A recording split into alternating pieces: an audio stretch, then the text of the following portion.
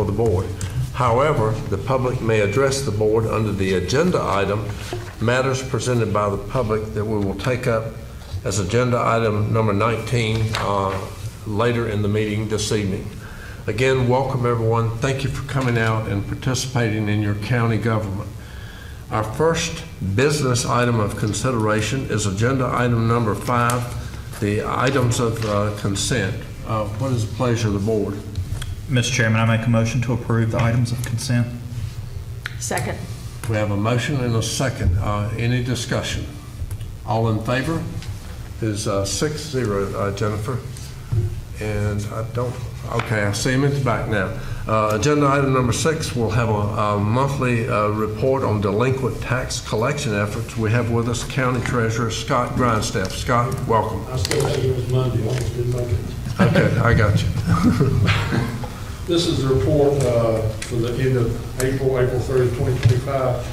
Personal property collection, we collected 87.5% of the 24 personal property taxes. During the month, we collected $492,117.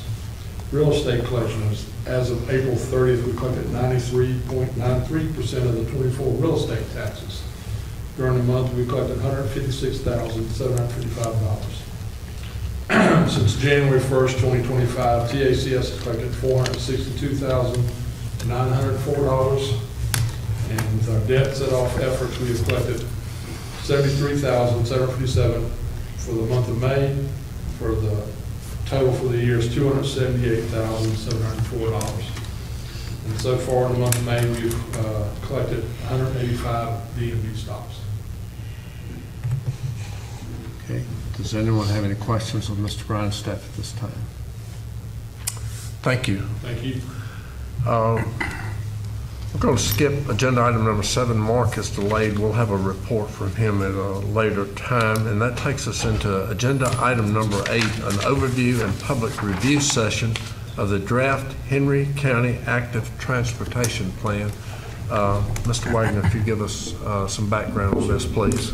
As part of our work with the United States Department of Transportation Thriving Communities Program, and with funding from them, the county is working with the Berkeley Group to develop an active transportation plan for Henry County. An active transportation plan outlines key projects and policies designed to increase accessibility and support healthier, more environmental friendly lifestyles. And we have Mr. Ben Tripp with us today from the Berkeley Group to provide an overview of the plan to the board. And he will also hang around after the presentation in the side room to allow citizens the opportunity to learn more and provide feedback on the plan. So, Mr. Tripp, thank you. I'm going to get your front watch.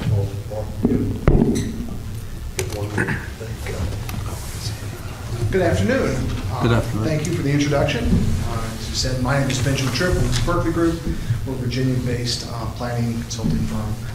We also have the pleasure of working with the county on your comprehensive plan. I'll be back tomorrow to talk a little bit about that, but this afternoon we're going to talk about the active transportation plan. Just as part of my presentation, I'll talk a little bit about what the purpose of the active transportation plan is, what it does.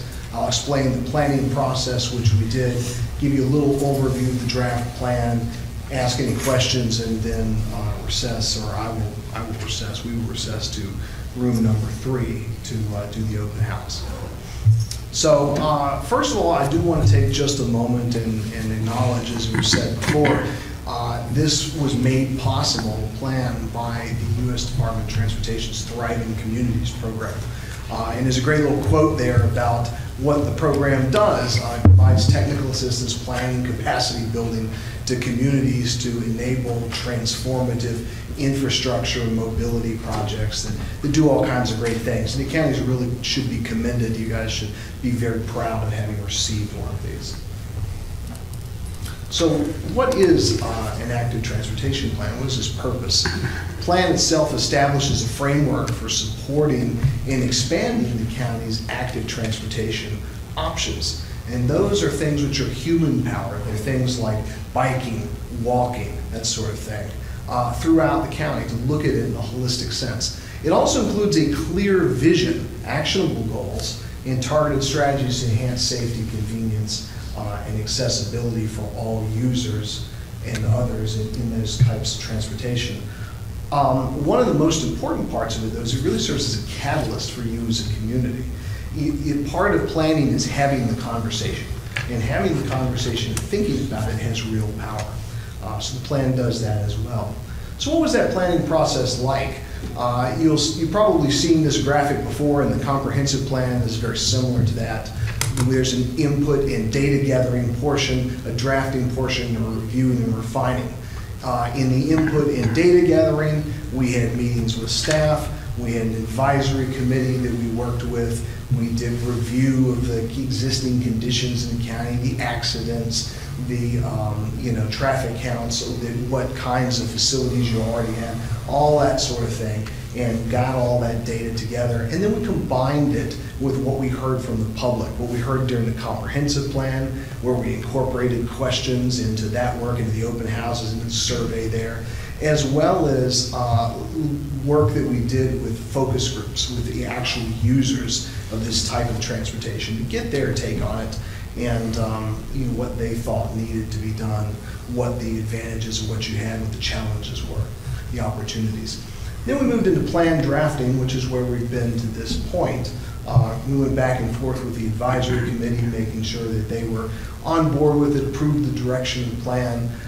We did a prioritization session with the focus group where we took a list of projects that we came up with through that data analysis and allowed them to prioritize it. And you'll see that later, and it's included in the draft plan.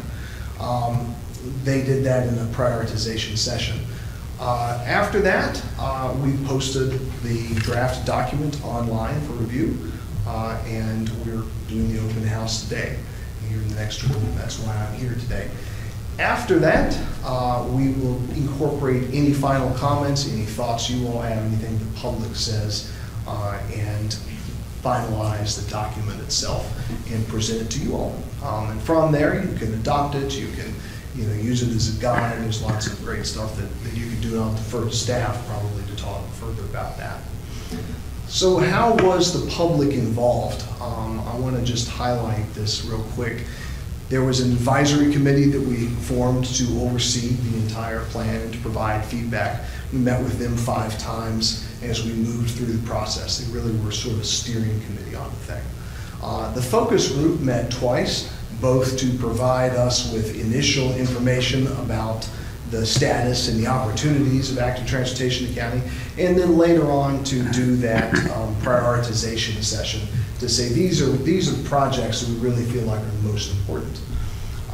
As I said, we added questions in the comprehensive plan and workshops and all the activities that were done there with public engagement, and we have a website out for the public to keep track of the process. So what did they say? Well, these are kind of interesting takeaways for you, I hope. There is broad support for multimodal transportation from the residents of the county for improving access to things like walking, biking, and public transit, particularly for people who do not have a car or people who are older adults and for youth. There's a desire for investment in recreation trails, which I don't think will come as any surprise to you all. Trails, greenways, Dick and Willie are seen as valuable not just for transportation, but also for recreation and economic development, which was tourism. And expanding the D&W is residents' #1 priority. Safety can be a concern in some areas. Residents identified some issues for pedestrians, cyclists, particularly in areas that don't have an accommodation.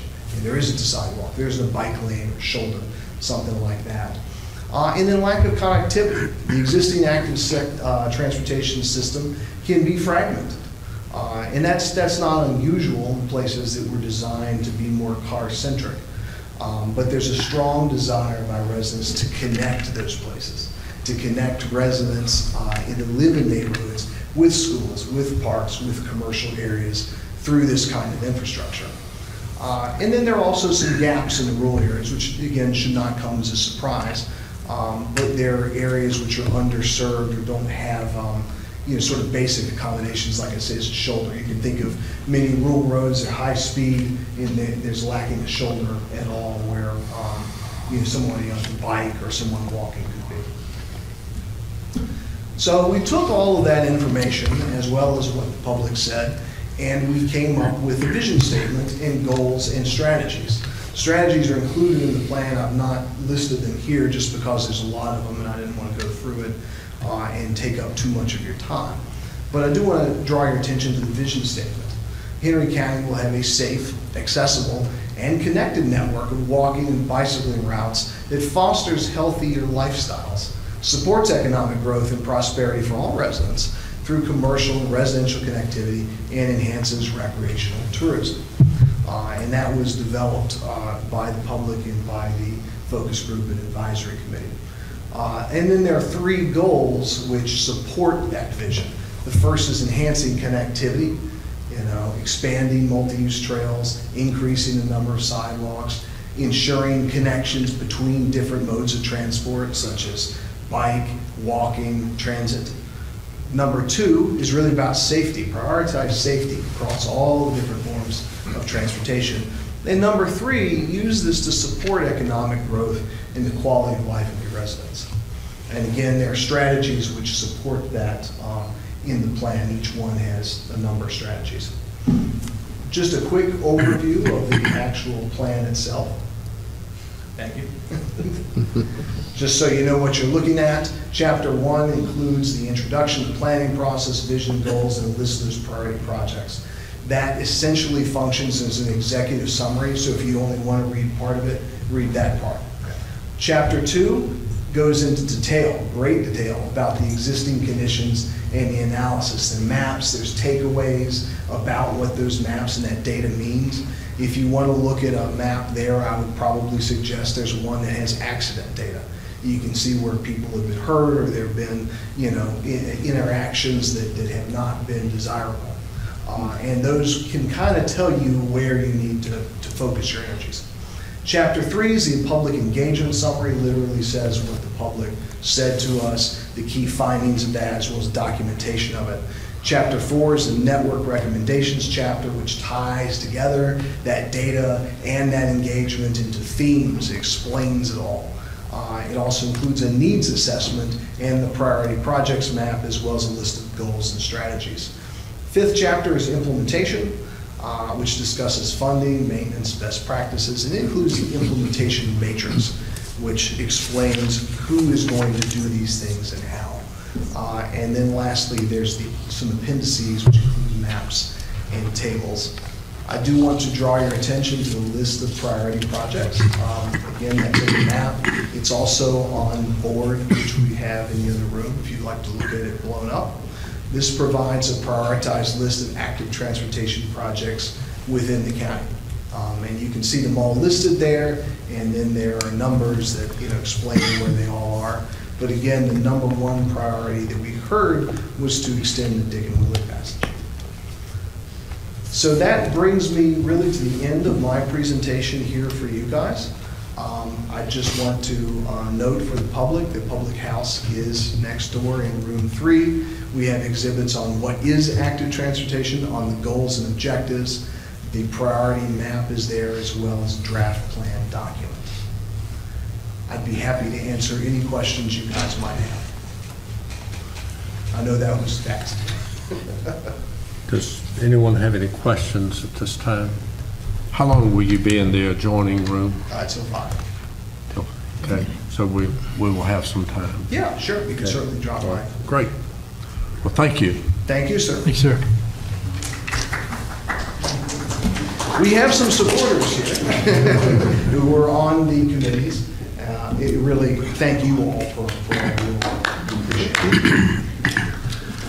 That takes us to agenda item number 9. We'll take up financial matters, beginning with 9A, a categorical transfer referencing school bus purchases for the school board. Mr. Wagner.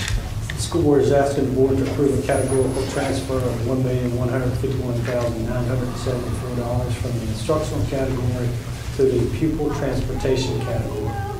According to Superintendent Dr. Amy Blake Lewis, the funds will be used to purchase 10 school buses from Sunny Merriman Incorporated of Rustburg, Virginia, utilizing the state contract. And Dr. Ben Boone is here should you have any questions. Okay, there is sufficient background material also as part of the board's working papers. What is a motion that the board would like to bring forth in regard to this? Mr. Chairman, I make a motion to approve the categorical transfer of $1,151,974 as requested for the purchase of school buses. Second. We have a motion and a second. Any discussion? All in favor? It's 6-0, Jennifer. 9B, an additional appropriation referencing employee bonuses for the school board. Mr. Wagner. The school board is requesting approval of an additional appropriation of $761,161 received from the Commonwealth of Virginia, designated for one-time bonuses of $1,000 for all school employees in standards of quality, instructional, and support positions. The school board has also identified additional funds in the current fiscal year 2025 budget to increase the bonus amount to $1,500 and to extend it to all eligible school employees. And again, Dr. Boone is here should you have any questions. Okay. You also have information on this as part of your working papers. What is the desire of the board? Mr. Chairman, I make a motion to approve the additional appropriations of $761,161 in state funds for the school employee bonus as requested.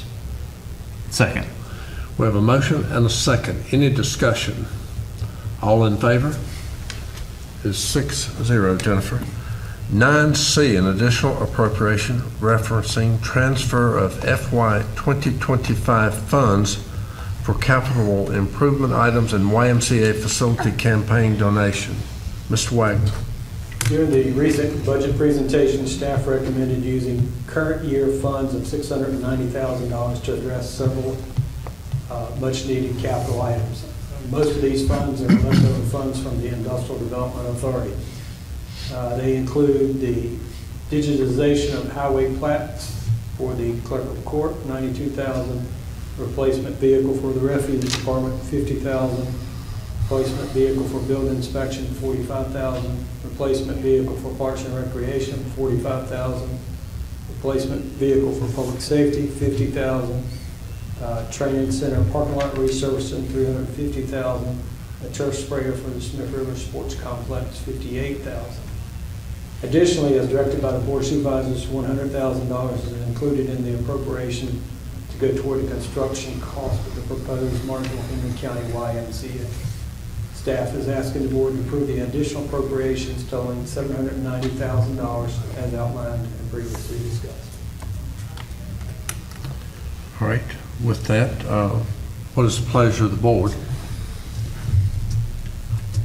Mr. Chairman, I'll make a motion to approve the transfer of the current year funds totaling $690,000 for the capital list, for the capital items listed, and $100,000 from fund balance to go towards the construction cost of the proposed Martinsville Henry County YMCA. Second. We have a motion and a second. Any discussion? All in favor? Is 6-0, Jennifer. 9D, an additional appropriation referencing grant funds for the 911 center. Mr. Wagner. Tierra Dillard, Director of the Martinsville Henry County 911 Dispatch Center, is requesting the board's approval to appropriate grant funds of $25,000 received from the Virginia Department of Emergency Management through their 911 and Geospatial Services Bureau. The grant is a regional effort between the 911 centers of Martinsville Henry County, Pennsylvania County, Franklin County, Patrick County, and the city of Danville.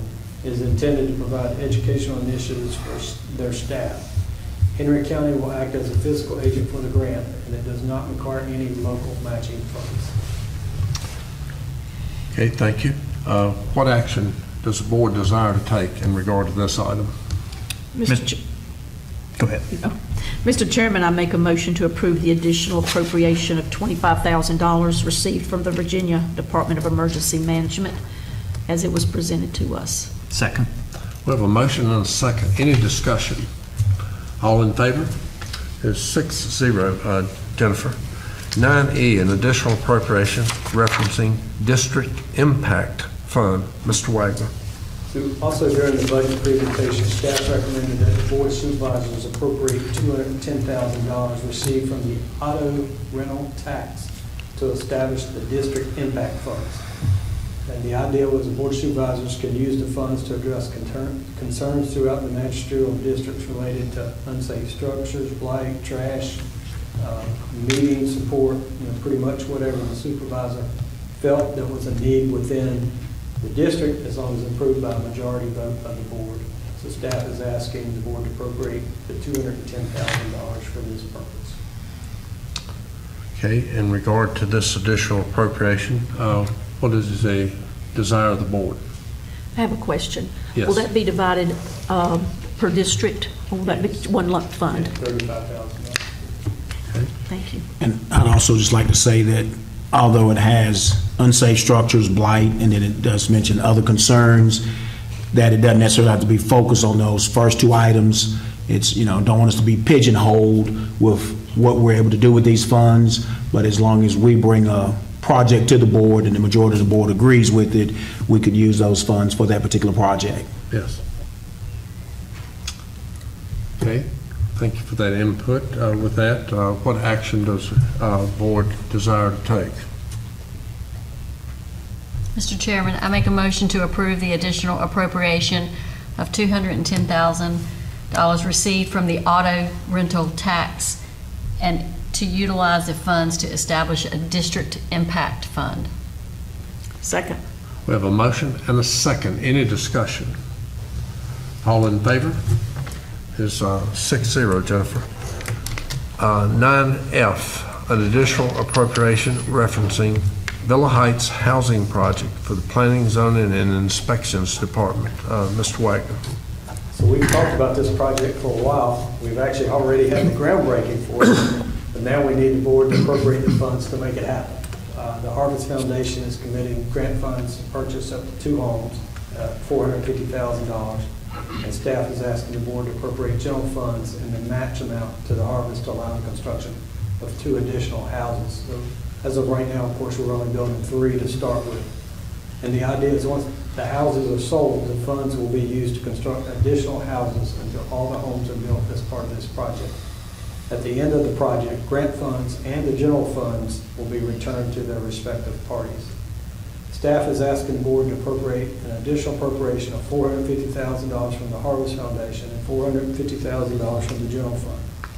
Further, staff is requesting the board to authorize the appropriation of future revenues obtained from the sale of the houses, allowing for future construction of additional houses as part of the overall Villa Heights housing project. Okay, and let it be noted that we have Dr. Sandy Strayer representing Harvest Foundation with us today, should there be any additional questions. Mr. Bryant, this is in your district. Yes, sir. I would assume that you may have a motion for it. Yes, sir, Mr. Chairman, I do. I'd like to make a motion to approve the additional appropriations of $900,000 for the construction of up to 4 houses as part of the Villa Heights housing project, and approve the appropriation of future revenues received from the sales of the houses, allowing for the construction of future houses within the project scope. Second. We have a motion and a second. Any discussion? All in favor? Is 6-0, Jennifer.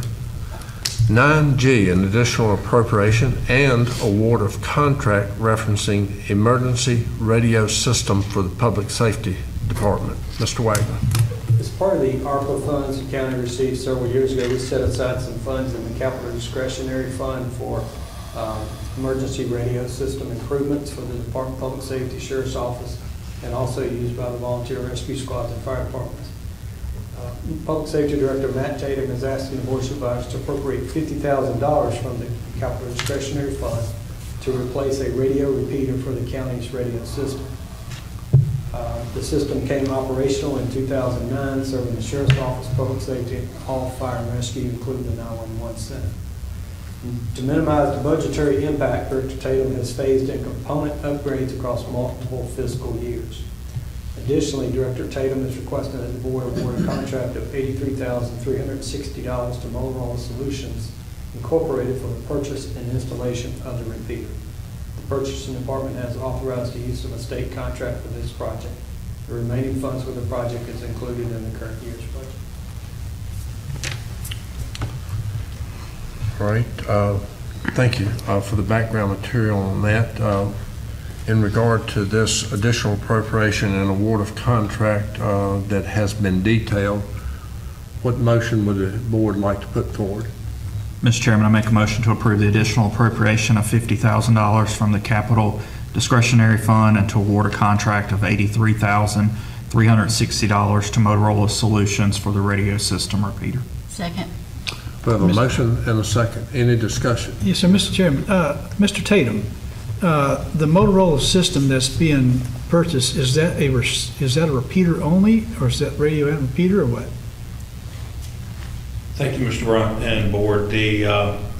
Our radio system is very complex. It has many components to it. The repeater element is just one of those components. Okay. And over the last several years, we've tried to upgrade. Each channel has its own repeater, Right. and we've upgraded a channel each year. So this would just be upgrading another channel with Right. the repeater. Okay, that's what I thought, but I just wanted to make certain. Yes, sir.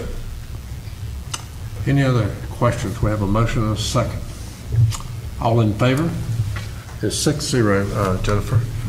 That takes us to agenda item number 10, volunteer fire departments billing for services for the public safety department. Mr. Wagner. Public Safety Director Matt Tatum, on behalf of the volunteer fire department, is requesting the board's approval to implement a billing program for fire services. The proposal includes establishing a structured fee schedule for services provided by the volunteer fire departments. Henry County Code Section 15-604F authorizes the Department of Public Safety to charge for services and to establish rules and regulations for administering those charges. The fire departments have agreed to adopt a compassionate billing policy, meaning they will invoice applicable insurance but will not pursue direct payments from individuals for any remaining balance. Details about the proposed fees are outlined in your packet from Mr. Tatum, and the fees are based on national averages with adjustments for local economic conditions. And Mr. Tatum is here if you have any questions. Okay, as part of our working papers, as I mentioned, we did have a list of schedules. I do have a couple of questions, Mr. Tatum. I just want to make sure I kind of have it clear. You know, most of our folks aren't set up to handle large exchanges of financial items within fire departments. Will this be audited or monitored some other way, use a billing service, or how do you anticipate the rules around this? So all of the fire incidents in any county are currently logged within a online database system to where they report the incident. At last month's meeting, you approved a third-party vendor to handle the billing process, which they will have access to that online database to go in and extract the data out to provide the billing services. All of the funds collected will go directly to the individual fire department's account, which I would hope would be audited with their normal annual audit that they perform. Same service the rescue squads has been doing for 15 years. Yeah. Okay, question number 2, and I know we're using the word in this volunteer.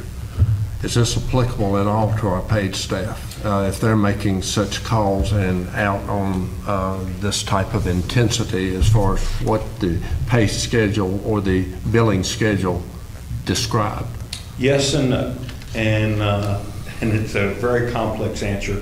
Only the primary responding agency is able to provide a bill, and 95+% of our fire calls, our volunteer fire departments, is the primary responding agency. In the event that there was an incident that the volunteers did not respond to and public safety staff did handle without volunteer assistance, then we would have the ability to bill for that service just like we do for EMS. All right, thank you. Yes. Mr. Tatum, but that's basically like your, the volunteer rescue squads set up right now, Yes, sir. is that the responding unit itself, whether it be public safety or Bassett or Philcom, whoever is assigned that originally would be the one that would.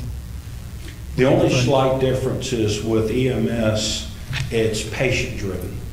So if you have a motor vehicle crash with multiple patients, and all 4 volunteer rescue squads and public safety transported a patient, Right. then all 5 of them Right. would submit a bill. With the fire billing, it's not patient-driven, it's incident-driven. So only the primary agency that's responding is able to provide. And the same thing would be the case if there was 2 volunteer departments. Bassett and Collinsville respond to the same structure fire. The primary agency is the only one that would be able to bill Right. for that service. to the Right, if it's in insurance Bassett's agency. area, Bassett's going to get it. Absolutely.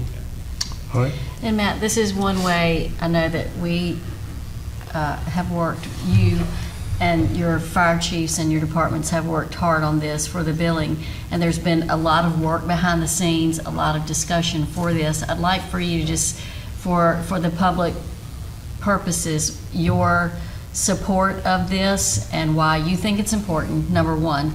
And then secondly, it's already in the individual insurance policies for people anyway that the fire department would have access to, but y'all weren't accessing it, if I'm saying that in slang terms. It's already there. It's not like it's going to be something additional that people will have to pay on their insurance policies, or is it? You're absolutely correct, ma'am. This is designed to recover funds that are being left on the table. It's not directed to individuals, it's not directed to homeowners, it's not directed to motor vehicle owners. It's the insurance companies that provide the insurance for that. The one thing that I would want to make sure that the public is aware of, we're not talking about a tremendous amount of money. We just seen a couple of months ago, a fire engine, just one truck is well over $500,000. And preliminary estimates is the average collection for the fire departments is going to be somewhere around $5,000 per department per year. Right? It's not a tremendous amount of money. I mean, it probably won't even cover all the fuel that they burn. But every little bit does help. $5,000 is a whole lot of hamburger steak dinners and a whole lot of hot dogs and bingo games. So hopefully it'll bring a little bit of stress relief, financial stress relief to the departments. Thank you. Thank you so much. Yes, sir. With that, what motion would the board like to put forth in regard to authorizing billing? Mr. Chairman, I make a motion to authorize billing for services by the volunteer fire departments and approve the initial fees as outlined. Second. We have a motion and a second. Any other questions or discussion? All in favor? It is 6-0. Jennifer? That takes us to agenda item number 11, and there is quite a bit of detail in that for our appropriation of the FY 2025-2026 county budget. Mr. Wagner. So at your last meeting, the board adopted the fiscal year 25-26 total county budget. However, no county funds can be expended or obligated until an appropriation has been made. In your packet is the proposed appropriations resolutions for the board's consideration, along with the revenue and expenditure exhibits.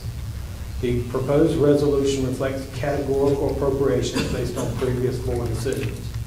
The only change from the current year appropriation resolution is that we added a reference to the district impact funds in section 7 that will allow those funds to automatically roll over each fiscal year. Okay, the board has had an opportunity to review the background material, the appropriations resolutions, and the exhibits in support of that, both Exhibit A and B.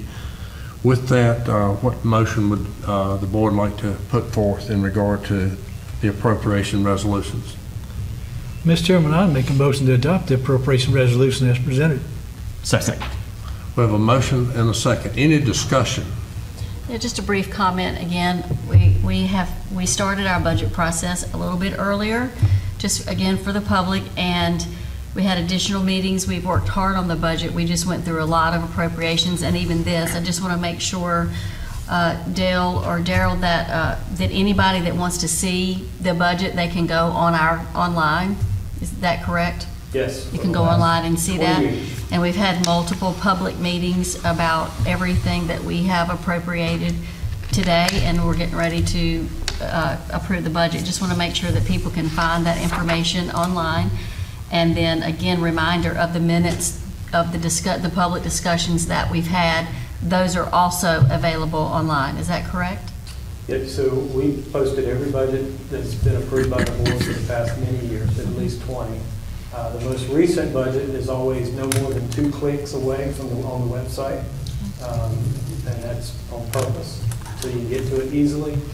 The budget document includes every line item by every department, so you can see exactly how much senior citizens are spending on transportation, if you want to drill down that deep. And then all of our board supervisors meetings, including the public hearings, are posted to YouTube each month. So they're available for folks to see as well if they wish to do so. Thank you. Any other questions? We have a motion and a second. Mr. Wagner, will you poll the board for a roll call vote, please? All in favor of the appropriation resolution, let it be known by saying aye. Wait, it's called roll. Isn't it by individual? Yes, I'll give it. Oh, okay. Dr. Calvert, Yes. Mr. Pruitt, Yes. Mr. Dillard, Aye. Mr. Buchanan, Aye. Mr. Bryant, Aye. Mr. Adams. Aye. Thank you. Motion carries. Okay, thank you. That's 6-0 as recorded. That takes us to agenda item number 12, informational items. We will begin with by taking comments from the board, starting with Dr. Cobbler. Just want to thank everybody for coming out for our second very successful community meeting at Oak Ridge, Ruetan. And just to remind everyone that if they wanted to see the footage of that, they can go on both local television stations. And we had just a great, what the feedback that we've been getting is that it was just a lot of good information. And just want to thank everybody for coming out for that. All right, great. Mr. Pruitt. I don't have anything. Mr. Dillon. Yeah, just a couple things. One, I know Brandon is not here. I was looking for him, but want to thank him for putting together 3 videos for Small Business Awareness Month. And we identified 3 businesses in the Irishwood District. And just looking back on Facebook, 2 of those had 8,000 views. Another one had 11,000 views, which is big for a small business. And then I was headed into Walmart the other morning, and one of the gentlemen who drives a public transportation stopped me, and I feel like it's my duty to express his concerns. One of the concerns was that he felt if there was some fee or something that people who rode the public transportation was responsible for, it would better, I guess, make them feel safer, because people often get on public transportation and they just ride all day. And oftentimes, according to him, it's just him and maybe one passenger, and they're asking, him to take them to locations that's not on his route. And if he tells them no, it becomes an issue. And just feeling safe on the public transportation. And then just in other conversations, possibly making it so that it becomes more handicap accessible. And those are just some things that came up in my conversation with him. Just some things for us to look at and think about for those folk who are out driving and throughout the county, that would make them feel safer and more comfortable getting our citizens back and forth. Great. Thank you. Yes, sir. Ms. Buchanan. No, sir. Mr. Bryant. No, sir. And I don't have that. Mr. Wagner. I'll just respond briefly to Mr. Dillard's comments, if that's okay. There used to be a fee to ride the public transportation, and during COVID, there was a considerable amount of money to waive those fees to prevent the interaction with the driver and the individual. And as a result, those fees were never reinstated. But we'll certainly discuss that. We have a quarterly meeting with the provider of that bus system, along with the city of Martinsville, since it's a shared service, and we certainly talk about the option of reinstating that. And we've had some preliminary discussion already. Okay. Because of the revenue generation. Yeah, and of course, those are his recommendations, and, probably good to get some of those drivers included in those meetings and hear their thoughts, because it sounded like his biggest concern was just, his safety and the safety of other drivers.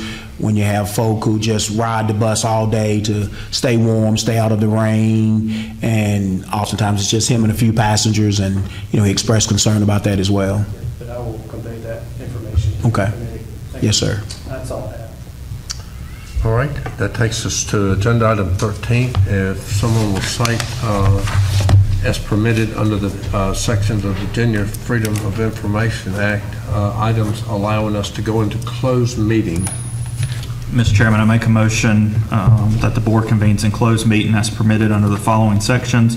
2.2, 3711A1 for discussion of appointees to the Blue Ridge Regional Library Board, Parks and Recreation Board, Community Policy and Management Team, Local Finance Board for OPEB liability, Patriot Center CCBC Advisory Board, the Piedmont Regional Community Service Board, and the Southside Community Action Board. 2.2 3711A7 for discussion of pending legal matters, 2.2 3711A3 for discussion of the acquisition, disposal of real estate, and 2.2 3711A5 for discussion as yet unannounced industries. Second. We have a motion and a second. All in favor? It's 6-0. Jennifer, see you all upstairs in 5 minutes. June the 30th, 2029. Second. We have a motion and a second. All in favor? Is 6-0. Ms. Buchanan, I believe for the Parks and Rec Board, you have some appointments for consideration. Yes, Mr. Chairman. I move that the board reappoint Kathy Whitley, Jay Gilbert, and Mary Joy, 28. Second. We have a motion and a second. All in favor? It's 6-0. For Community Policy and Management Team, Mr. Brown, I believe you have some appointments for the board's consideration. Yes, sir, Mr. Chairman, I do. Again, I'd like to make a motion that we approve Billy White, Jonathan Martin, and Darrell Jones to the Community Policy and Management Team for a length of 2 years. Expiration date will be June 30th, 2027. Row. Patriot Center Commonwealth Crossing Advisory Board. Mr. Pruitt? Yes, sir. I make a motion to place Darrell Emberson and Tim Pace on that with the next finishing an expiring term that would end 12/31 of 2025. Second. Okay, we have a motion and a second. All in favor? It's 6-0. Jennifer? Piedmont Regional Community Services Board. Mr. Dillard, I believe you have appointments for our consideration. Yes, sir. I'd like to make a motion to reappoint Ms. Bonnie Wagner, Mr. Thomas Gill Carter for a term of 3 years beginning July 1st, 2025 through June 30th, 2028 for the Piedmont Regional Community Services Board. Did I hear the name correctly? Mr. Thomas Gill Carter. And the first name? Miss Bonnie A. Martin. Martin. Okay. Yes, sir. Bonnie Martin. Okay, thank you. Second. We have a motion and a second. All in favor? 6-0, Jennifer. Dr. Cobbler, Southside Community Action Board. Yes, I make a motion to appoint Alicia Hill to the Southside Community Action Board for a 2-year term through June the 30th, 2027. Second. We have a motion and a second. All in favor? It's 6-0, Jennifer. Mr. Wagner, do you have any items that we should consider prior to a recess? I do have one more item on fast up to all the properties that the building inspection department has deemed unsafe, listed by district. The office has placed a considerable high importance on getting these properties declared unsafe and remedied, so I want to give you an update of where they're at. Quite a few of them, as soon as the deep research is done, they're in a position to move forward with those. So be thinking about it, how you want to fund demolition of those in the near future, or which ones you want to check off the list. I know we issued a contract today for the demolition of the building on Reedstone Block in Bassett, so they should get work on that real soon, and I'll leave this here for you all.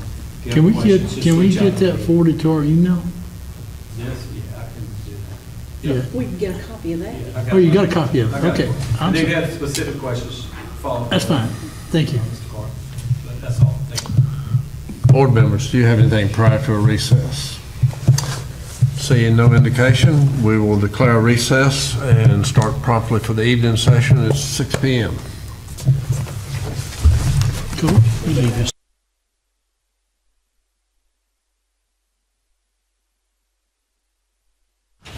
I'll call the evening session of the May 27th, 2025 meeting of the Henry County Board of Supervisors back to order from our recess from earlier this afternoon. I'd like to welcome all of our visitors. Remind you, if you want to address the board, you must sign up 7 days in advance of any of our regular meetings to be put on the agenda. The county administrator is a contact person for the board. However, the public may address the board under the agenda item, matters presented by the public, that we'll take up later tonight in this meeting as agenda item number 19. Again, welcome everyone. Thank you for coming out and participating in your county government. Our first item on the agenda for consideration tonight is agenda item 14, general highway matters. We have Lisa Hughes from VDOT. Lisa, welcome. Thank you. Good evening. I have just a few quick things to cover. We've got a bridge replacement going on Murray Hill Drive. There's a bit of a detour involved in that, but it's supposed to take about 3 weeks, and then we'll be done and out of there. But the detour we've got signed is well signed. Surface treatment, we got about 35 miles this summer to do. We've started already, so hopefully won't be too much longer. We'll be done with most of our schedules, paving, surface treatments, and slurry. The pedestrian project that we did on Daniels Creek Road and Virginia Avenue, you might have gotten some complaints about the signal not working. That's because we made some changes to it. It is working. It's just a little bit different setup than it was originally, and that everybody's used to. The lefts go at one time and then the straights go at one time, so people have been thinking that the light's not changing, but it is. And today we went and put up new traffic pattern ahead signs just to let everybody know. But if you get any questions, just forward them to me and I'll be glad to address them. As far as projects, we've got a little turn lane we want to do on 87 at the intersection of 220, and it's at the signal where people have been cutting that corner for years. So we're just going to pave that, not a lot to it. And we were asked by Magna Vista if we could put in a little right turn lane coming out of the high school there on Soapstone Road, and we can do that very short order after we get 87 done. And that's all I have tonight. Does anyone have any items for Ms. Hughes? Not sure when you'll get to trimming the trees, but I know going down Axton Road, there's one spot where both sides, the trees are almost connecting, and just, definitely with all this rain, don't want those things to start falling in the road. Okay. And Ms. Hughes, being Mr. Dillard brought that up, during the ice storm where they had the trees and stuff to fall over, into the road itself, VDOT or someone had cut the trees back, but not off the banks and so forth. There's still some on Clearview Drive that needs to be taken up where they fell over. Okay. But they've cut them off, Still what I'm got saying? some debris to pick But up then on Clearview. the debris trees needs to be taken up. All right. I just wanted to ask you for an update, the intersection where McDonald's there at Bassett Forks, Dodge Store, Bojangles. Could you just give us an update on that, please? Yes, still have got some work to do. They've been hitting it a little bit at a time. I think just the right turn lane and then a left turn lane is still got to be installed on the Bojangle side, and widening and paving. Plus, we're getting another signal head. If you're sitting on Dyer Street and you're looking across, there'll be another signal head there to show you. But anyway, again, the intent is to allow for rights and lefts out, but not straight across. And so to do that, there'll be what's called a splitter island, and that'll go in the center of 220 to discourage that through movement. Okay. So, and I haven't said anything about it, and I haven't forwarded anyone, but I have an email. So Someone has called about concerning the road 798 Old Stage Road in Bassett to repave a pothole. That was several months ago, and they said they had conversations with you. Several feet were laid down with tar and gravel. It was packed, but it's become an obstacle again for all kinds of reasons, and so I'll just mention that to you. Are you familiar with that? I don't remember speaking to anybody, but I can Okay. sure take a Okay. look at it. Thank you. Lisa, I haven't gone down in the last week, but Bolden Road off Soapstone, near the potholes. Yes, that's on the list to be patched. Thank you. Since it's been brought up by a few board members, will you clarify for the public what is typically the mowing schedule and the priorities? Yes, we like to try to get our primary roads done by Memorial Day, which we did. We missed maybe a short section on the bypass, maybe some on Business 220. But in general, we try to get our primaries mowed and then move to our secondaries. Of course, since Memorial Day weekend, it's been raining, so we hadn't done any mowing, but that's our general order, priority order. Primary roads first and then our secondaries. And we're doing it all with state forces this year. So we get a better job because we use different equipment, but it does take time. Okay. But we'll have mowers out in each area of the county. All right. Ms. Hughes, do you coordinate with the county as far as picking up trash before you mow the areas? The reason I say that is because a lot of times when the VDOT comes by, they hit that trash, it just looks worse. I'd rather have the grass than I see the trash scattered all across the place. Can't maybe y'all work out some type of scheduling? You know, that's always been an issue. We try. Sometimes it doesn't work out, but we'll try to do that. Okay, I mean, it makes common sense if they can pick that road up. They know, if you give them a list of the times that you think you're gonna be there, you know, maybe they can work out. I'm not trying to say that would happen all the time, but it's possible that they could work out and pick up the trash before it's mowed. Certainly. And we use the inmates on the bypass from Camp 28, and right. we try to get everything picked up before we mow the bypass. Right. But on the local roads, it's a little more challenging right. to coordinate. All right. Thank you. Thank you. That takes us to agenda item 15, a public hearing referencing a rezoning application R-25-06, Steve R. Martin and Steve Martin's Family Properties LLC. We have with us to give us background material on this, our Director of Planning and Zoning, Mr. Lee Clark. Mr. Clark. All right. This property is located at 3119 Stones Dairy Roads in the Blackberry District. Property shown on tax map 26797F, 97R, and part of Lot A. The applicant is requesting the rezoning of 8 acres from Agricultural District A1 and Commercial District B1, both being rezoned to Limited Industrial District I2. The applicant wishes to add approximately 2 acres to the existing property, add an equipment shed, and bring the remainder of the property into conformity with current zoning. Following the public hearing, both the Planning Commission and staff recommend approval of this request.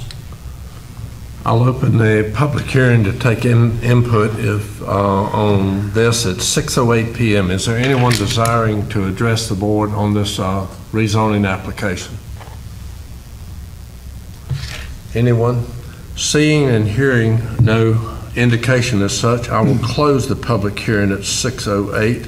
This is in my district, and of course I can't make a motion from the chair. If someone would make that motion on my behalf, I do support the Planning Commission's recommendation. Yes, sir, Mr. Chairman. I make a motion to approve the rezoning request as presented. Second. We have a motion and a second. Any discussion? All in favor? It is 6-0, Jennifer. Agenda item 16, public hearing referencing the rezoning application R-25-07, MacArthur Lee. Mr. Clark. Okay, this property is located at 1690 Crestview Drive. It's in the Blackberry District also. Property shown on tax map 14-8 as lots 158, 159, and 160. The applicant requesting the rezoning of 6 acres from Suburban Residential District to Agricultural District A1, and the applicant wishes to construct a barn to keep agricultural animals. Following the public hearing, both the Planning Commission and staff recommended approval of this request. I'll open the public hearing at 6:09 to take input on this rezoning application. Is there anyone desiring to address the board on this rezoning application? Seeing and hearing no indication as such, I will close the public hearing at 6:09. As stated, this is also in my district, and I will also follow the Planning Commission's recommendation if someone would make that motion on my behalf. Mr. Chairman, I make a motion to approve the rezoning request as presented. Second. We have a motion and a second. Any discussion? All in favor? Is 6-0, Jennifer. Agenda item 17, public hearing, rezoning application R-25-08. Luke Aaron Canode. Mr. Clark. Okay, this property is located at 334 Centerville Roads in the Iriswood District. Property is shown on tax map 56-4 as lot 15R. The applicant is requesting rezoning of approximately 11 acres from suburban residential district to agricultural district A1, and the applicant wishes to construct additional accessory buildings, operate a home occupation under the new proposed zoning, and to potentially keep agricultural animals. Following a public hearing, both the Planning Commission and staff recommended approval of this request. I'll open the public hearing to take input on this at 6:11. Is there anyone wishing to address the board on this rezoning application? Seeing and hearing no indication as such, I will close the public hearing on this one at 6:11. Mr. Dillon, I believe this is in your district. Yes, sir, and I actually rode out there earlier today to make sure I had a, good view of what we were looking at. And with that, I do make a motion to approve the rezoning request as presented. Second. We have a motion and a second. Any discussion? All in favor? Is 6-0, Jennifer. Agenda item 18, public hearing referencing a rezoning application R-2509, William B. Wimmer. Mr. Clark. Okay, this property is located on the northeast side of Stones Dairy Road, directly across from the intersection of Morningside Drive in the Blackberry District. Property is shown on tax map 25-8 as lot 235. The applicant here is requesting the rezoning of approximately 1.4 acres from mixed residential district to rural residential district, and the applicant wishes to place a manufactured home on the property. Following a public hearing, both the Planning Commission and staff recommend the rezoning request be denied. The commission was of the opinion that the property was already properly zoned as mixed residential. I'll open the public hearing at 6:12 to take input on this rezoning application. Is there anyone wishing to address the board on this rezoning application?